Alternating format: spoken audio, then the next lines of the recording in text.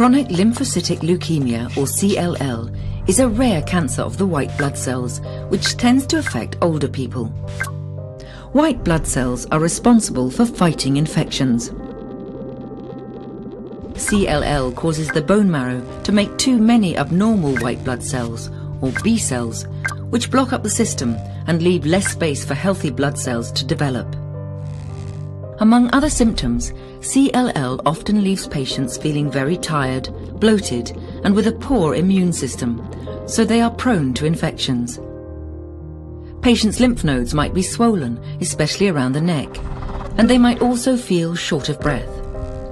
Although CLL is incurable, it is usually slow to progress, but this is different in different people, so the approaches to treatment vary.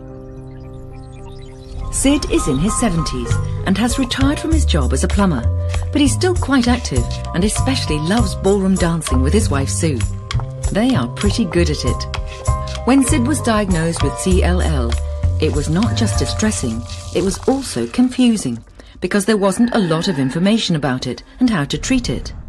Chemotherapy seemed to be the only thing available, and the side effects of that seemed like they might be hard to live with, even after the treatment had stopped.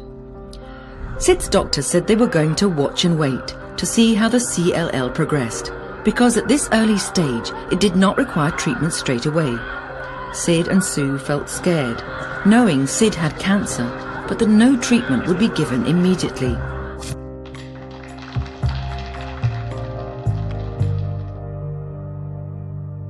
The test showed that Sid was okay for a while, but then his abnormal B-cell count rose, and his symptoms started to get worse. He had terrible night sweats, lost weight, and he kept getting infections.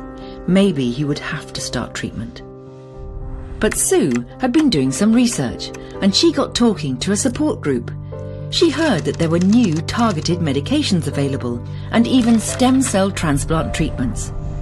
Sid and Sue went back to their doctor to discuss their research. The doctor agreed that Sid would try one of the new treatments, because in his case, he wanted to keep dancing, and the regular trips to the hospital that come with chemotherapy did not suit them. The new treatment is working well, and Sid continues to take it daily. Sid knows that at some stage in the future, he may have to change treatment, but he and Sue are back to the ballroom dancing, and they have even learned some new moves.